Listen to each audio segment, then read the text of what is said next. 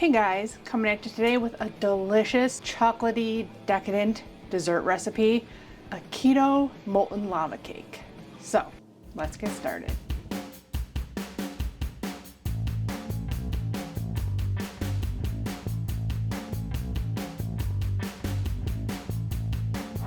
Hey everyone, welcome back. If you're new here, thanks for joining me.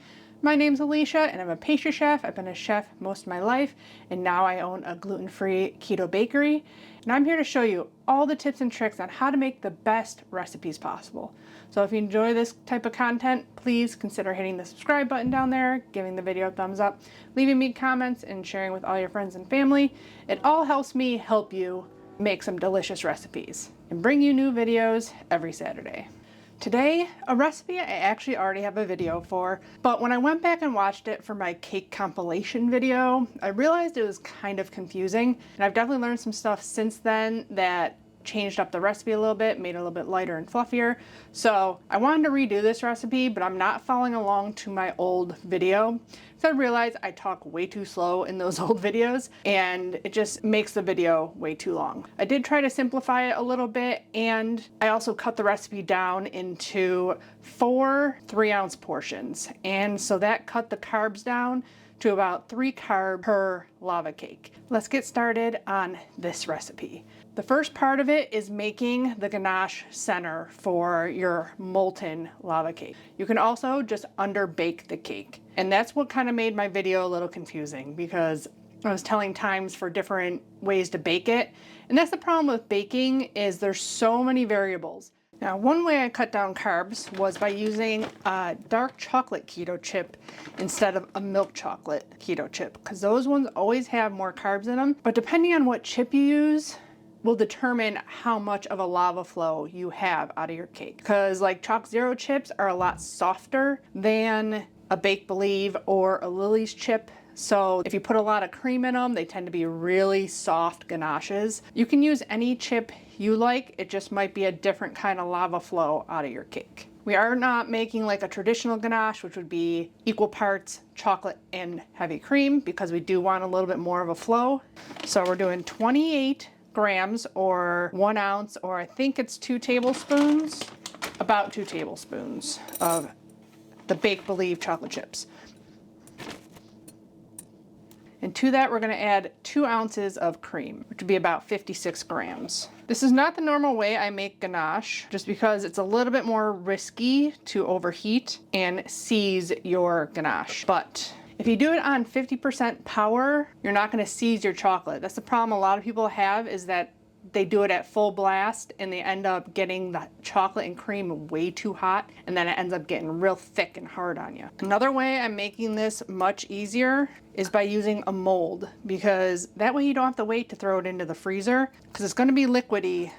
So in order to do a scoop of a ball, you'd have to get it refrigerated, and then you have to scoop it, and then you have to freeze it. So pouring it into some kind of mold would be perfect to make your little balls.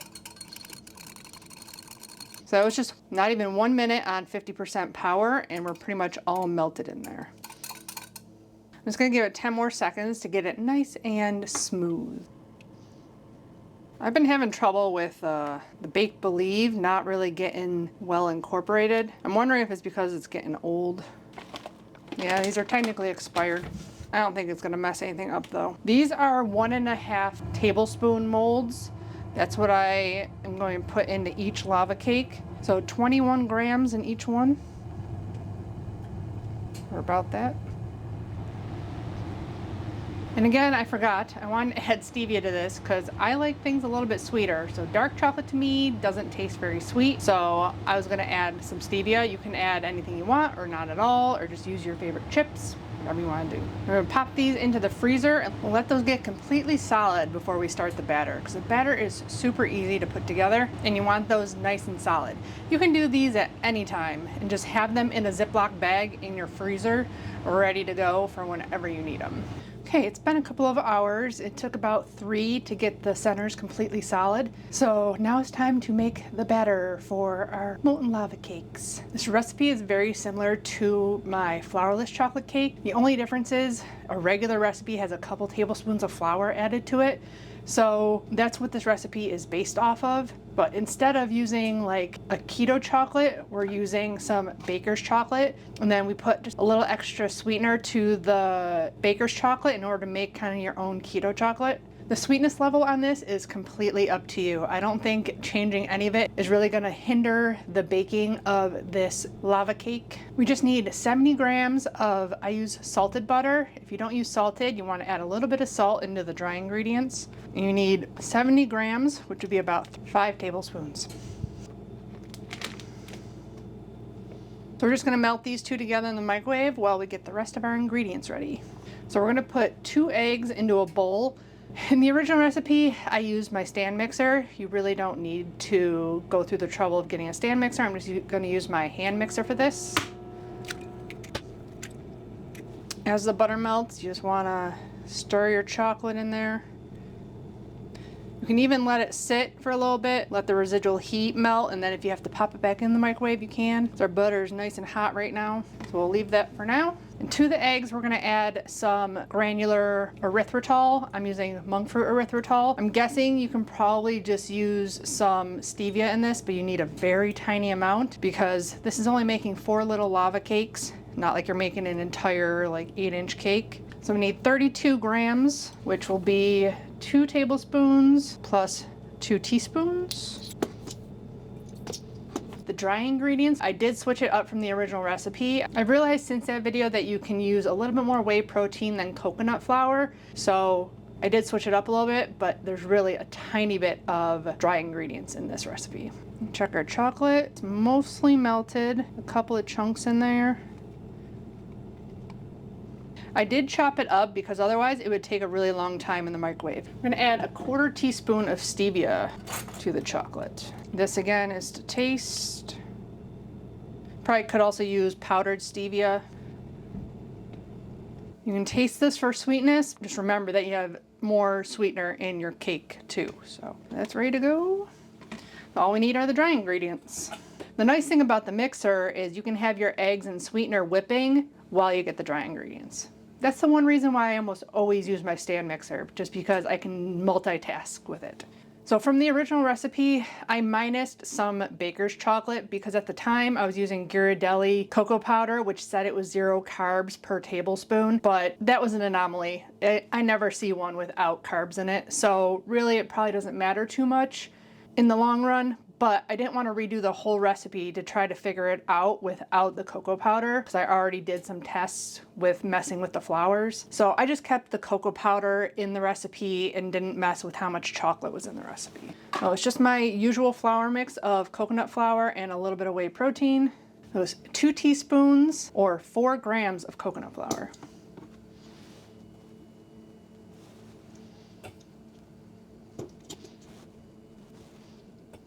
If you scoop it and level it off, it's usually correct. And then 10 grams of whey protein isolate. If you do use flavored whey protein, you would have to adjust the sweetness and the gums in it because flavored protein powders have those in them already. An unflavored whey protein isolate is just whey usually. So 2 tablespoons or 10 grams. That was only 4. That was 6. So it is difficult to get an accurate read on that. If you are using a flavored protein powder, I would just leave out the xanthan gum altogether because we're only going to use 1/2 of an 1/8 teaspoon, so a 1/16 of a teaspoon. And that's because I use Anthony's, and back when I made this recipe, actually we don't even need that much.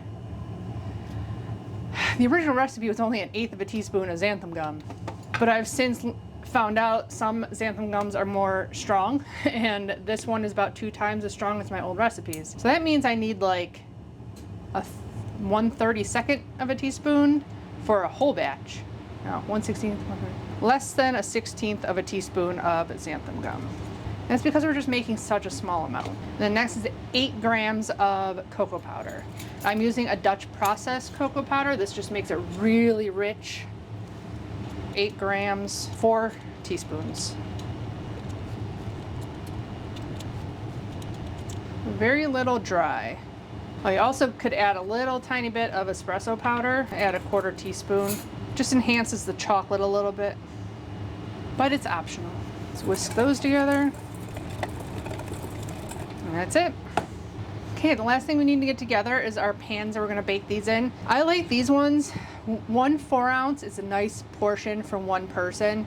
And if you do this for like Valentine's Day, you got 2, and then you got 2 for one more day. I also do suggest chilling these for about an hour in the refrigerator, especially if you're not gonna do the Ganache Center. If you're just gonna underbake it, if you chill it, the outside is gonna cook faster and the inside is going to be still cold, and it'll be easier to get that underbaked center that'll be a little bit lava-y in the middle. But I even simplified it even more. I'm like, do I really need to do the butter and cocoa or whatever on the outside of the pans? I don't know if it's going to be the same if you use like a ramekin at home, but with these I just sprayed them with oil and they popped right out. So just give them a good spray. Maybe I should bake one in a ramekin just to make sure it pops out for you. Hold please. Okay, I don't have any 4-ounce ramekins in my home upstairs, so I got a 6-ounce one, which is also gonna make the baking time different. So I guess I should have made a bigger batch.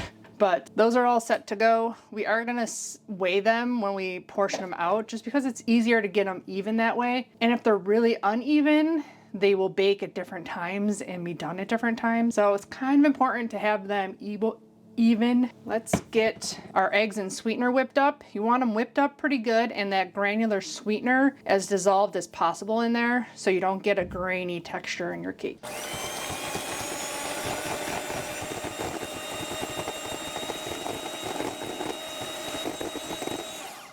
And you do want some volume because there's no like baking powder or baking soda in this. So you do want a little bit of lift from the eggs. Our stuff still sinks, unfortunately. It doesn't stay as nice and high, but even the regular ones sink. So it's not just our keto ones. Add in all your chocolate. I didn't have to reheat that at all. The residual heat just melted all the chocolate. I'm gonna fold that all in.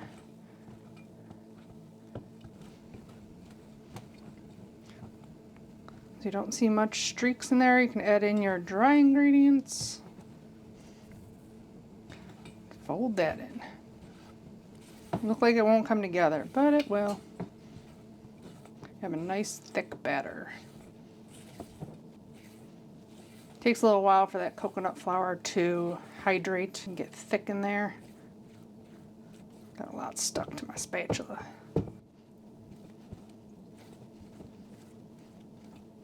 So you don't see too many lumps in there, good to go. I'm gonna put about 56 grams in the bottom, which, nope. I thought this was the scoop I used, apparently not.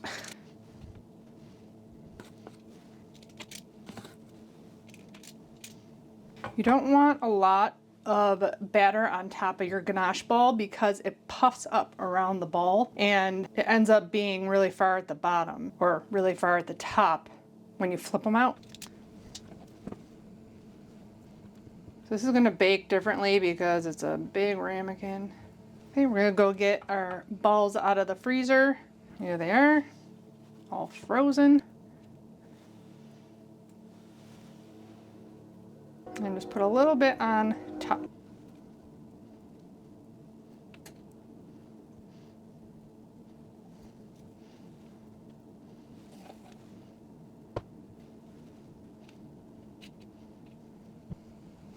I do want to try to encase the ganache ball.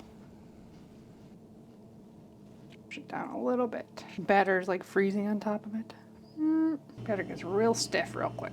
Okay, so we're gonna bake one of these right now, and the other ones I'm gonna put in the refrigerator for about an hour, and then we'll bake those ones off.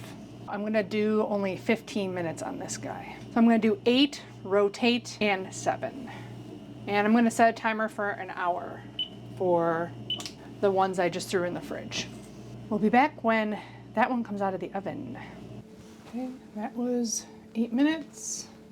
I'm gonna set it for another 7. Actually, I'm gonna go 6. You do not want to overbake these. Okay, so that was 6 more minutes. And it's still a little wet looking inside. So I'm gonna do 2 more minutes. Okay, so 16 minutes. That's just the ganache in the middle. It's not actually wet on top. So we're gonna let this sit for 10 minutes and then we're gonna pop it out. Okay, I'm gonna wait to try this until a little bit later, but it has been 10 minutes, so we can pop out and cut open this chocolate lava cake. Hopefully we get a nice oozy flow. This would be delicious with some of my homemade keto vanilla ice cream. So I'll link that up there for you. It'd be amazing. Just take it and plop. Whoa. Oozy flow. Yum. Pretty delicious. Now you can bake these ahead of time and keep them in the fridge. They're not as good because you're not going to have as flowy of a cake, but back when I tested this, I had a lot of cakes and I was eating them like every night, and obviously they were all baked already. So I would just put it 50% power in the microwave for like 30 seconds to give it like a little bit of warm, and they were still delicious. Super soft cake. Can't wait to do the other ones.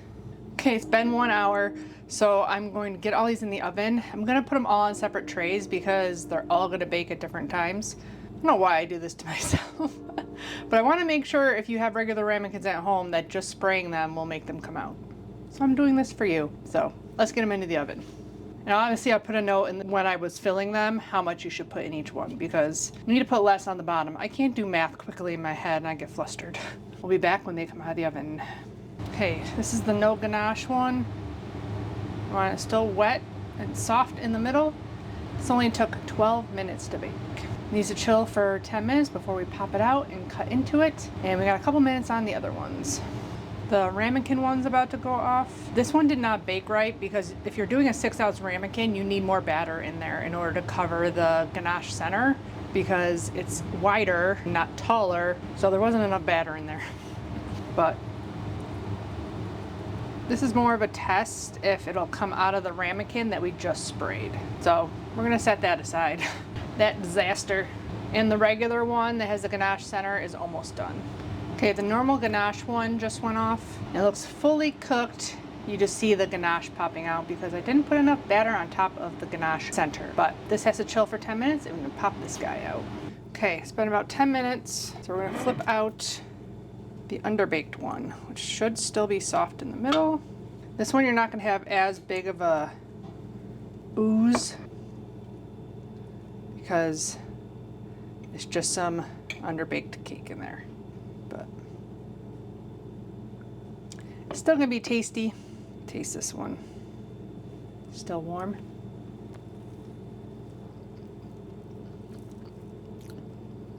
Gooey. This is how we did it at the club. We never pop them out. We would just underbake them, put a scoop of ice cream on top, and you just dig in. It's all like soft in the middle.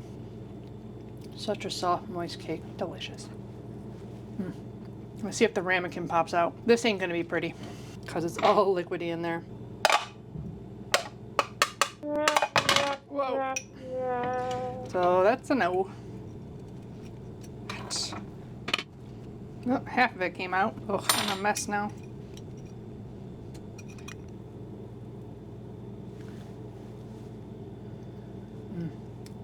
You also don't have to pop them out. Still delicious, even though it's a mess.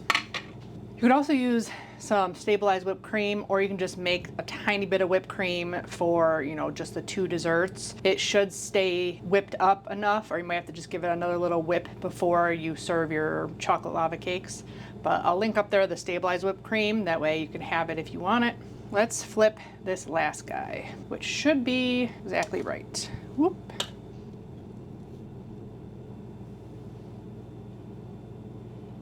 Lava-y. So good.